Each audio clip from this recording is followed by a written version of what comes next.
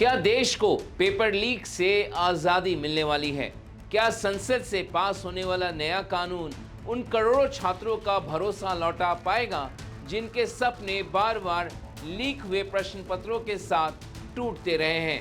या फिर ये एक ऐसा कानून साबित होगा जिसकी संसद में चर्चा तो बहुत होगी, लेकिन जिसका असर परीक्षा केंद्रों तक पहुंचेगा या नहीं, इसे लेकर लोगों के मन में सवाल बने हुए हैं। आज संसद में एंटी पेपर लीक संशोधन विधेयक पर बहस हो रही है। सरकार का दावा है कि यह पेपर लीक करने वालों की खैर नहीं। दूसरी ओर विपक्ष का आरोप है कि सरकार अपनी नाकामी छिपाने के लिए नए कानून का सहारा ले रही है। लेकिन इस राजनीतिक आरोप प्रत्यारोपों के बीच बड़ा सवाल यही है कि क्या समस्या कानून की कमी है या कानून को सख्ती से लागू करने की कमी। आप देख रहे हैं द फेडरल देश, मैं हूं मनीष कुमार। देश में शायद ही ऐसा कोई छात्र होगा जिसने किसी न किसी भर्ती परीक्षा, प्रवेश परीक्षा या प्रतियोगी परीक्षा के पेपर लीक की खबर ना सुनी हो या फिर उसका पीड़ित ना हो। नीट हो या सरकारी नौकरियों के लिए होने वाली भर्ती परीक्षाएं, राज्य लोक सेवा आयोग की परीक्षाएं, पुलिस भर्ती परीक्षा या शिक्षक भर्ती परीक्षा, लगभग हर साल कोई न कोई परीक्षा विवादों में रहती है। हर बार सरकारें एक ही बात कहती है, दोषियों को बख्शा नहीं जाएगा। लेकिन सवाल यह है कि क्या पेपर लीक करने वालों का नेटवर्क खत्म हुआ? अगर खत्म हुआ होता तो हर कुछ महीने बाद नए पेपर लीक के मामले सामने नहीं आते। सरकार का कहना है कि नया कानून पहले से कहीं ज़्यादा सख्त होगा, फास्ट ट्रैक कोर्ट बनाए जाएंगे, दोषियों की संपत्ति जब्त होगी, सजा बढ़ेगी और भारी जुर्माना लगाया जाएगा। हालिया जो घटनाक्रम रहा है उसका संज्ञान लेते हुए प्रधानमंत्री स्वयं ने ये निर्णय लिया कि हमें इसी विधेयक को थोड़ा और मजबूत करने की आवश्यकता। So we learn from the experience of the 2024 act and the subsequent sequence of events, like any responsible government should do. And therefore, this amendment is being brought in to make the law more stringent, and to ensure speedy justice. लेकिन यही सबसे बड़ा सवाल खड़ा होता है, क्या अपराधी कानून से नहीं डरते या उन्हें कानून तक पहुंचने से पहले ही राजनीतिक और प्रशासनिक संरक्षण मिल जाता है? अगर वे कानून से डरते तो इतने बड़े बड़े पेपर लीक आखिर होते कैसे? पेपर लीक के खिलाफ कानून तो 2 साल पहले ही इसी सदन ने बनाया था। कांग्रेस की ओर से सदन में बोलते हुए गौरव गोगोई ने याद दिलाया कि कैसे जंतर मंतर पर पुलिस ने छात्रों के साथ बर्बरता की, छात्रों पर पैलेट गन चलाए, बिहार में AK-47 राइफल से छात्रों पर फायरिंग की गई। गौरव गोगोई ने सरकार से सवाल किया कि जिन 47 लोगों को NTA से हटाया गया है वे कौन लोग हैं और क्यों धर्मेंद्र प्रधान ने इस्तीफा दे दिया, लेकिन NTA के चेयरमैन अभी भी अपने पद पर बने हुए हैं। शिक्षा मंत्री जी ने शर्मनाक परिस्थितियों में अपना इस्तीफा दिया और कल यहीं मकर द्वार पर मेरे सत्ता पक्ष के सांसदों ने जिंदाबाद के नारे चिल्लाते हुए उनका संसद में ऐसे स्वागत किया जैसे मानो कोई सुपरस्टार पहुंच गए हैं। विडंबना देखिए महोदय, जब भूतपूर्व शिक्षा मंत्री को मुकुट पहनाया जा रहा था, स्वागत हो रहा था उनका, तब महाराष्ट्र में एक परिवार पेपर लीक पीड़ित अपनी बेटी की आत्महत्या का शोक मना रहा था। आपको शर्म नहीं आती इस सरकार को कि जिस मंत्री के तहत में 21 बच्चों ने अपनी जान गंवा दी, आत्महत्या की, जब उसने अपने मंत्री पद से इस्तीफा दिया, कल जब वो सदन में आए आपने उनको ऐसा माला पहनाया ताकि जैसे वो पाकिस्तान से जंग लड़के आए हैं, ऐसा माला पहनाया, ऐसा उनका वजूद उनको बड़ा किया मानो कि वो पाकिस्तान से जाकर सीमा पे जाकर जंग लड़के आए हैं। ये है उनकी सच्चाई। गौरव गोगोई ने बीजेपी के सांसदों पर जमकर निशाना साधा, जिन्होंने फूल माला और मिथिला के प्रतिष्ठित पग के साथ धर्मेंद्र प्रधान का स्वागत संसद परिसर में किया। गौरव गोगोई ने तंज कसते हुए कहा कि क्या प्रधान पाकिस्तान के साथ जंग जीतकर लौटे थे? पिछले कुछ दिनों में पता चला कि NTA के लगभग 47 लोगों को बदला गया। सर, मैं इस सरकार से मैं ब्यौरा चाहूंगा कि वे जो 47 लोग हैं जिनको आपने ट्रांसफर किया या सस्पेंड किया, कौन है वो? क्योंकि एनटीए की जो एक्चुअल सैंक्शन कैपेसिटी है, एनटीए की जो सैंक्शन कैपेसिटी है वो 34 की है, 34 की सैंक्शन कैपेसिटी है। ये 47 कौन है? कौन है ये 47?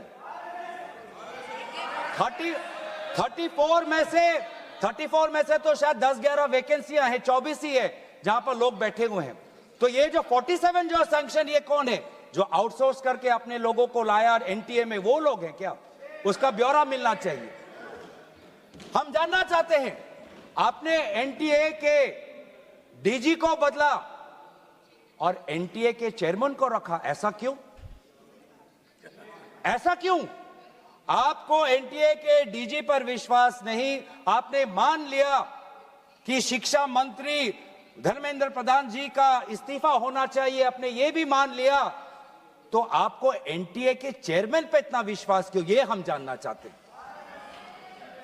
सुनाई दे रहा होगा सर, एक विशेष संगठन के साथ जुड़े हुए हैं, उसका ब्यौरा देख लीजिए, एनटीए के चेयरमैन का ब्यौरा देख लीजिए। इससे पहले वह मध्य प्रदेश के पब्लिक सर्विस चेयरमैन के वो कमीशन के चेयरमैन थे, और उस समय में भी धांधली हुई, उस समय भी धांधली हुई। उससे पहले वो छत्तीसगढ़ में भी पब्लिक सर्विस कमीशन में चेयरमैन थे, उस समय में भी धांधली हुई। ऐसे इतने धांधली से जुड़े हुए व्यक्ति को आज भी इतने पेपर लीक होने के पश्चात भी आपकी सरकार बचा रही है, आपकी सरकार बचा रही है। जाहिर है पेपर लीक को लेकर सत्ता पक्ष विपक्ष के बीच राजनीतिक घमासान छिड़ा है, पर ऐसा नहीं है कि विपक्ष की सरकार वाले राज्यों में पेपर लीक की घटनाएं नहीं हुई है। राजस्थान, बिहार, उत्तर प्रदेश, हरियाणा, झारखंड, लगभग हर राज्य कभी न कभी इस बीमारी का शिकार रहा है। ऐसे में सवाल उठता है कि क्या यह सिर्फ एक पार्टी की विफलता है या फिर पूरे सिस्टम की नाकामी? यही वह सवाल है जिसका जवाब संसद में बहस के दौरान ढूंढने की कोशिश की जा रही है, पर शायद ही ऐसा कोई जवाब मिले, क्योंकि जवाब देने का मतलब होगा अपनी जिम्मेदारी स्वीकार करना। अब जरा छात्रों की तरफ आइए। उस छात्र की कल्पना कीजिए जिसने 2-5 साल तक तैयारी की, महंगी कोचिंग की फीस भरी, किराए के कमरे में रहकर पढ़ाई की, परिवार ने उसकी पढ़ाई के लिए ज़मीन तक गिरवी रख दी और परीक्षा वाले दिन पता चला कि पहले से ही पेपर बिक चुका है। उस छात्र से पूछिए उसके लिए सबसे ज़रूरी क्या है, सख्त कानून या ईमानदार परीक्षा? क्या कभी किसी सरकार ने विस्तार से बताया कि पेपर लीक आखिर होता कैसे है? क्या लीक प्रिंटिंग प्रेस से होता है, ट्रांसपोर्ट के दौरान होता है, डिजिटल सर्वर के जरिए होता है, या किसी अंदरूनी अधिकारी की मिली भगत से होती है, या फिर परीक्षा माफिया और सिस्टम की साठगांठ से होती है? हर बार जांच तो होती है, लेकिन हर बार नया गिरोह कहां से सामने आ जाता है? सरकार कह रही है कि अब टेक्नोलॉजी आएगी, आर्टिफिशियल इंटेलिजेंस यानी एआई का इस्तेमाल होगा, डिजिटल निगरानी बढ़ाई जाएगी, लेकिन क्या भ्रष्ट सिस्टम को एआई ईमानदार बना सकता है? आज संसद में पेपर लीक के खिलाफ कानून को सख्त बनाया जा रहा है, लेकिन क्या संसद ये भी तय करेगी कि अगर किसी अधिकारी की लापरवाही से पेपर लीक हुआ तो उसकी नौकरी जाएगी, उसकी पेंशन रोकी जाएगी, उसकी संपत्ति जब्त की जाएगी, या फिर हमेशा की तरह कुछ छोटे एजेंटों को पकड़कर पूरे मामले को दबा दिया जाएगा? आज भी देश का एक बड़ा वर्ग कह रहा है कि सिर्फ कानून मत बनाइए, सिस्टम बदलिए जिससे परीक्षा प्रक्रिया में सुधार आए।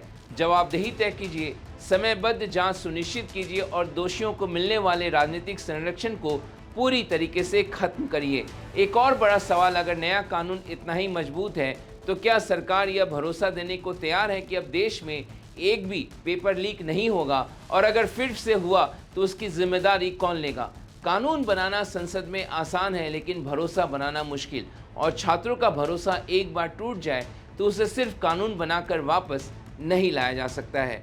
आज संसद के भीतर जो बहस चल रही है वो सिर्फ राजनीतिक बहस नहीं है, ये करोड़ों युवाओं के भविष्य की बहस है। अगर यह कानून ईमानदारी से लागू हुआ, जांच निष्पक्ष हुई, बड़े चेहरे भी कानून के दायरे में आए, राजनीतिक संरक्षण खत्म हुआ और अधिकारियों की जवाबदेही तय हुई, तभी यह कानून इतिहास बनाएगा।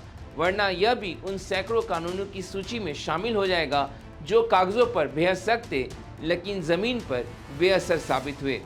आखिर में सवाल इतना नहीं है कि यह कानून संसद से पास होगा या नहीं, पास तो हो जाएगा, लेकिन असली सवाल यह है कि क्या इस कानून के बाद किसी छात्र को फिर कभी यह डर नहीं रहेगा कि उसकी मेहनत किसी माफिया के हाथों में बिक जाएगी? अगर जवाब हाँ है तो यह कानून ऐतिहासिक साबित होगा, लेकिन फिर पेपर लीक के मामले सामने आए तो ये पूरी प्रक्रिया कोरा कागज साबित होगी।